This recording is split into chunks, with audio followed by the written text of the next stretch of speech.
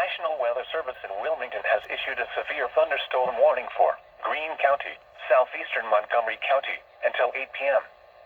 At 7:19 p.m., a severe thunderstorm was located near Oakwood, moving southeast at 20 miles an hour.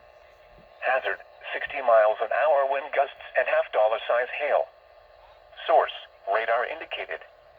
Impact, minor hail damage to vehicles is possible.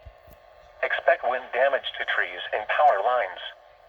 Locations impacted include Dayton, Kettering, Beaver Creek, Huber Heights, Fairborn, Xenia, Miamisburg, Bellbrook, Moraine, Oakwood, Yellow Springs, Wright-Patterson Air Force Base, West Carrollton, Cedarville, Jamestown, Wilberforce, Riverside, New Jasper, Spring Valley, and Bowersville.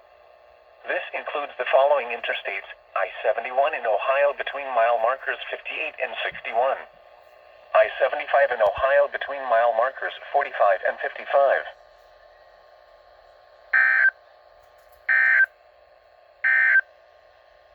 A tornado